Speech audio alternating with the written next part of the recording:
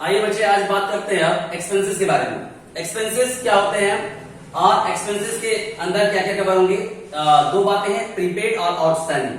तो एक्सपेंसेस के बारे में यदि बात करें तो एक्सपेंसेस क्या होता है कि किसी भी बिजनेस में रेवेन्यू को जनरेट करने के लिए जो भी कॉस्ट इनकर्ड किए जाते हैं वो क्या कहलाता है, आपका एक्सपेंसेस। यानी रेवेन्यू जनरेट करने के लिए, रेवेन्यू जनरेट का मतलब क्या हो गया, इनकम के सेंस में आप समझिए, यानी पैसे कमाने के लिए जो खर्च करने पड़ते हैं वो सारे खर्चे आपके एक्सपेंसेस है। एकदम देसी भाषा में आप समझ लें कि मतलब अब आपको इनकम ऐसे तो नहीं आएगा, यानी रेवेन्यू ऐसे तो नहीं आएगी। अब यदि कहीं से भी आप अर्निंग करते हैं तो आपको कुछ खर्च करना पड़ता है। हाँ सर, सपोज ये समझ लो आप कहीं जॉब करने के लिए जाओगे। हाँ सर, जॉब करने के लिए जाएंगे तो जॉब करने के बाद आपको आपके हैंड की सैलरी आपको मिल रही है, लेकिन उसके लिए आपको कुछ खर्च भी तो करने पड़ते हैं। क्या खर्च करना पड़ता है सर? अब एक बात, आप बाइक से जाओगे, बाइक में पेट्रोल लगेगा। हाँ सर, पेट्रोल लगेगा। आप उसके बाद लैपटॉप परचेज करोगे, ड्रेस परचेज करोगे, जूते परचेज करोगे। ये आपके लिए क्या है, मतलब नेसेसरी में आ रहा है कि आपको ऑफिस जाने के लिए ये सारी चीजें लेनी ही पड़ेगी। तो दैट मीन्स आपके हैंड में वो चीजें क्या मानी जा रही है, एक्सपेंसेस। इन और नॉर्मल लैंग्वेज में बात करें तो जिसको आप खर्चा करते हैं। ठीक है, हाँ सर, ये वर्ड हमने पहले सुन रखा है। ठीक है, तो एक्सपेंसेस का मतलब क्या हो गया, आपके रेवेन्यू को जनरेट करने के लिए जो भी कॉस्ट इनकर्ड करने पड़ते हैं। कॉस्ट का मतलब होता है यानी नॉर्मली जो खर्चा आपके रेवेन्यू को जनरेट करने तक में लगेगी वो सबके सब क्या कहलाएंगे, आपके एक्सपेंसेस कहलाएंगे। तो यानी इसमें एक बेस बात क्या निकल के आया, cost incurred for generating revenue. Cost incurred for generating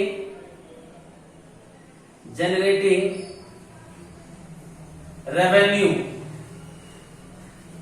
यानी आपको रेवेन्यू जनरेट करने के लिए जो भी कॉस्ट लग रहे हैं वो क्या कहलाएगा, आपका एक्सपेंसेस कहलाएगा।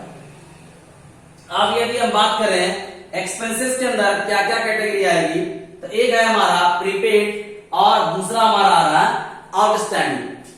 ठीक है, अब प्रीपेड और आउटस्टैंडिंग की बात करेंगे तो प्रीपेड में क्या है कहानी और आउटस्टैंडिंग में क्या है कहानी।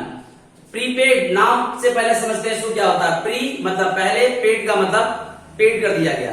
तो अब वो एक्सपेंसेस जो आपको पहले ही पे कर दिया गया, यानी पहले ही पे कर देने का मतलब क्या होता है, अब इसको और नॉर्मली यदि हम बात करें डेफिनेशन वाइज में कि इनकर्ड होने से पहले ही पे कर दिया गया वो कहलाएगा प्रीपेड। अब इनकर्ड कब होता है और पेड कब होता है, सबसे पहले आप ये समझ लीजिए। जब कोई भी एक्सपेंसेस, सपोज ये समझ लीजिए यदि हम बात करेंगे रेंट की, तो रेंट की यदि हम बात करें 1 तारीख को, यानी 1 जनवरी को यदि हम बात करें, 1 जनवरी कोई भी ईयर ले लेते हैं, जैसे मान लेते हैं 22, तो यदि आपका रेंट ड्यू होता है, ड्यू होने का मतलब क्या हो गया, इस डेट के बाद जो भी लैंडलॉर्ड होंगे उसके पास राइट आ जाता है आपसे पैसा लेने का, या फिर आपका जिम्मेवारी बनता है कि आप इस डेट के बाद पे कर दें, ये ड्यू वाली डेट होगी।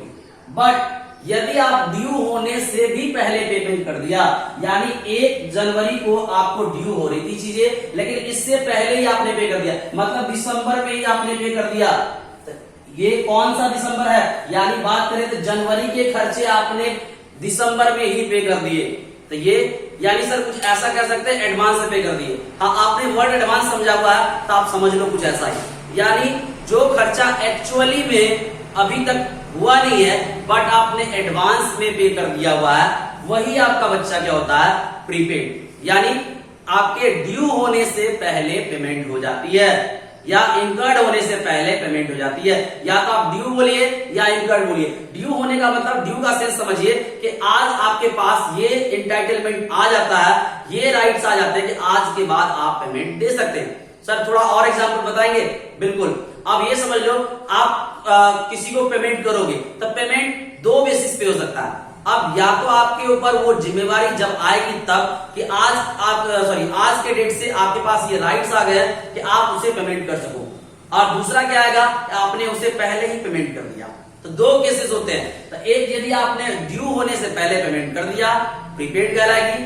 अब यदि आउटस्टैंडिंग की बात समझते हैं, आउटस्टैंडिंग का मतलब क्या हो जाता है, यहां ड्यू तो हो गया बट पेमेंट नहीं हुआ है, यानी ड्यू होने के बाद अभी तक पेमेंट यदि बाकी है तो आपका क्या कहलाएगा, आउटस्टैंडिंग। यहां पर क्या था, ड्यू नहीं हुआ है बट पेमेंट पहले हो चुका है। ये 2 बातें आपको फोकस करनी पड़ेगी। और ये बातें अभी आपको एग्जांपल के थ्रू बताएंगे क्या क्या चीजें प्रीपेड के अंदर में आएगा। ठीक है, यहां पर आपका क्या आ गया, यहां पर आप क्या आ जाएंगे, पेड बट नॉट ड्यू, यानी आपने पेड कर दिया है, ड्यू नहीं हुआ है। यहां पर आप इसको यदि समझें, ये आ जाएगा due but not paid, not paid. Similar line लिखाओ ताकि आपको समझ में आ सके, यानी ड्यू हो चुका है, यहां पर सॉरी ड्यू नहीं हुआ है और आपने पे कर दिया है, यहां पर ड्यू हो गया है, आपने पे नहीं करा। इन दो वर्ड को जरूर फोकस करेंगे। तो अब इसको और समझने के लिए आप इसको और ऐसे समझो कि इसको आपने पहले ही पे कर दिया और इसको पे करना बाकी है। ठीक है, एकदम कॉमन लैंग्वेज में याद रखना, पे पहले कर देने का मतलब क्या हो गया, एडवांस में चली गई चीजें, और पे करना बाकी है, इसका मतलब क्या हो गया, अभी भी देना बाकी है। आउटस्टैंडिंग वर्ड का मतलब ये हो गया अभी देना बाकी है। सर ऐसा आप बातें लायबिलिटी में बताए थे, तो क्या आउटस्टैंडिंग का कंसेप्ट जो है लायबिलिटी से कोरिलेट करेगा?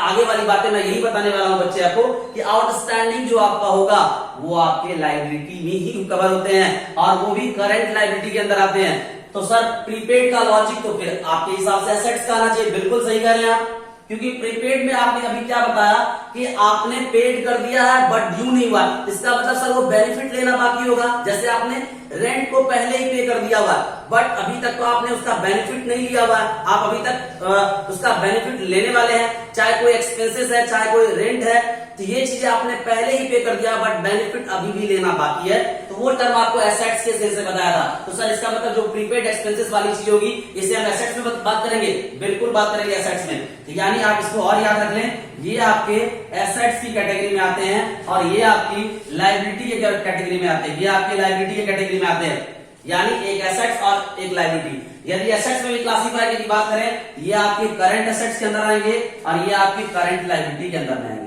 ठीक है, अब सर कोई एग्जांपल बता दीजिए ताकि थोड़ा और क्लियर हो जाए कि प्रीपेड के अंदर में क्या क्या चीजें आएगी और आउटस्टैंडिंग के अंदर में क्या क्या चीजें आएंगी। तो अब यदि आपको एक चीज सबसे पहले क्लियर मैं कर दूं कि यहाँ जो आपको वर्ड एक्सपेंसेस लिखा हुआ दिख रहा है और अभी आपको मैंने एसेट्स बताया, यहाँ एक्सपेंसेस आउटस्टैंडिंग मैंने आपको लायबिलिटी बताया, तो सर हम क्या समझेंगे एक्चुअल में, ये एसेट्स लायबिलिटी या एक्सपेंसेस, यहाँ तीन चीजें कंफ्यूजन कर रही है, हम क्या मानेंगे, इसके नाम के आगे एक्सपेंसेस क्यों लग गया?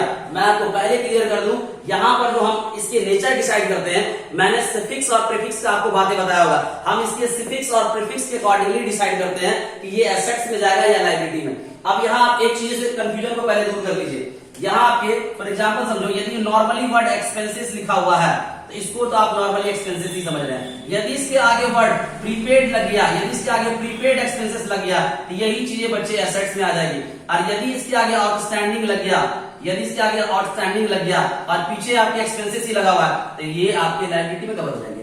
तो आपने डिसाइड किससे करा, इसके आगे वाले वर्ड से डिसाइड करेंगे ये एसेट्स है या लायबिलिटी है, यानी सफिक्स से ही हम डिसाइड करेंगे या प्रीफिक्स से डिसाइड करेंगे ये एसेट्स है या लायबिलिटी है। तो आपको पहचानने में कंफ्यूजन नहीं होना चाहिए। एक्चुअली में बाय नेचर यदि हम बात करेंगे तो प्रीपेड एक्सपेंसेस आपके एसेट्स हैं और आपके आउटस्टैंडिंग एक्सपेंसेस आपकी लायबिलिटी है। ये बातें पहले आप दिमाग में सेट कर ले, और जो एक्सपेंसेस नॉर्मली होगा वो एक्सपेंसेस होगा, क्योंकि जब हम आगे डेबिट क्रेडिट के रूल पढ़ेंगे तो वहां पर आपको ये चीजें की जरूरत पड़ेगी कि कौन एसेट्स है कौन लायबिलिटी है, इसलिए ये बातें आपको पहले क्लियर हो जानी चाहिए। आइए बात करते हैं अब कुछ एग्जांपल की कि अब प्रीपेड के अंदर में क्या क्या चीजें आएगा और आउटस्टैंडिंग में क्या क्या आएगा। तो बच्चे मैं बता रहा हूं, इसका एग्जांपल समझने के लिए आपको एक नॉर्मल सी बातें याद रखनी पड़ेगी। कोई भी एक्सपेंसेस के आगे यदि वर्ड प्रीपेड लगा हुआ होगा तो नॉर्मली आप उसे प्रीपेड एक्सपेंसेस की कैटेगरी में रखिए, यानी वर्ड प्रीपेड आगे लगा हुआ ही होना चाहिए। अब एग्जांपल वाइज आप कुछ भी ले लें। अब यदि लिखा हुआ प्रीपेड रेंट, एग्जांपल में यदि बात करें prepaid rent, prepaid rent, prepaid salary, prepaid salary, इसके बाद और भी कोई ले ले, रेंट आ गया, सैलरी आ गया, एक्सपेंसेस आ गया, तो ये सब के सब आपके किस में कवर हो जाएंगे, प्रीपेड एक्सपेंसेस की कैटेगरी में ही आएंगे। आपको मैंने पहले बता दिया, वर्ड आपको फोकस करना है प्रीपेड, प्रीपेड लगा हुआ होगा तो ये प्रीपेड एक्सपेंसेस आपके एसेट्स होते हैं, ये कैटेगरी ध्यान रखना। तब आप ये बातें भूल जाइए कि ये एक्सपेंसेस होते हैं, प्रीपेड जिसके आगे लगा हुआ होगा वो आपके एसेट्स की कैटेगरी में आएंगे। और इसको हम समझते कैसे हैं, पेड एडवांस में हो जाता है बट अभी तक ड्यू नहीं हुआ है। सेम आउटस्टैंडिंग में भी हम बात करें, इसके एग्जांपल वाइज यदि हम बात करेंगे, यहाँ पर भी इसके एग्जांपल में वर्ड आपको क्या याद रखना है, मैं शॉर्ट में से O/S लिख देता हूँ, इसका मतलब आप समझ जाएंगे आउटस्टैंडिंग है, क्योंकि आपको इतना बड़ा नाम लिखने के लिए आप ऐसे लिख सकते हैं शॉर्ट में, जैसे आउटस्टैंडिंग एक्सपेंसेस हो गया, इसी तरह आउटस्टैंडिंग आपके रेंट हो गए, यानी कुछ में भी आप ऐसा लगा सकते हो। बाय नेचर में यदि आपको पहले वाली चीज एक्सपेंसेस दिख रही है, उसके आगे जो आपका सफिक्स प्रीफिक्स लगा हुआ है, उस हिसाब से आप डिसाइड करेंगे आउटस्टैंडिंग वाली सारी चीजें क्या होगी, लायबिलिटी होगी।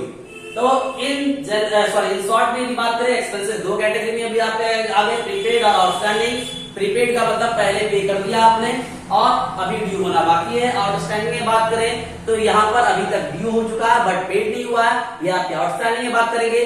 बाय नेचर में इंपॉर्टेंट बातें आपको याद रखनी है, ये चीजें बच्चे आपको बहुत अच्छे से याद रखना है और ये चीजें बहुत अच्छे से याद रखना है, क्योंकि आगे जब आप एंट्री पढ़ने वाले रहेंगे, डेबिट क्रेडिट रूल पढ़ने वाले रहेंगे, उसमें आपको एसेट्स और लायबिलिटी के फॉर्म में से जानना पड़ेगा। तो ये आपका प्रीपेड जो हो जाएगा एसेट्स हो जाएगा, वो भी करंट। आउटस्टैंडिंग वाली चीजें क्या हो जाएगी, ये आपके लायबिलिटी में होगी। एग्जांपल वाइज क्या याद रखना है, आपके सफिक्स प्रीफिक्स के हिसाब से याद रखना है। कोई भी एक्सपेंसेस के आगे वर्ड यदि प्रीपेड लगा हुआ है, आप उसे क्या मान के चलेंगे, वो आपके एसेट्स के अंदर कवर होंगे और वो भी प्रीपेड एक्सपेंसेस। यहाँ आउटस्टैंडिंग लगा हुआ होगा, इसे आप क्या समझेंगे, ये आपका लायबिलिटी है। कहने कोई एक्सपेंसेस है, मैंने सारी एक्सप्लेनेशन आपको क्लियर कर दी है, ये सिर्फ आप इससे पता लगाएंगे ये नेचर में क्या होता है और ये नेचर में क्या होता है। तो सर आउटस्टैंडिंग और हम प्रीपेड देख करके डिसाइड कर लेंगे ये एसेट्स और ये लायबिलिटी है। हाँ बच्चे, इतनी बातें आपको आगे काम आने वाली रहेगी और ये बातें आपको मेन फोकस करके चलना है, ठीक है। और एक लाइन पहली वाली यही थी कि due but not paid, paid but not due. तो ये दोनों चीजें आप याद रख लेंगे कि और भी याद नहीं रहता है, एकदम देसी भाषा में याद रख लो। पहले पेमेंट कर दिए, अभी तक बेनिफिट लेना बाकी है, प्रीपेड हो जाएगा। अभी तक पेड नहीं किए हैं लेकिन बेनिफिट ले चुके हैं, यानी ड्यू हो चुका है, लायबिलिटी। तो ऐसे नॉर्मल सा लैंग्वेज में याद रखना, कोई रटाफिकेशन वाली चीजें नहीं है। आई होप आपको ये बातें क्लियर हुई होगी एक्सपेंसेस में, प्रीपेड और आउटस्टैंडिंग वाली।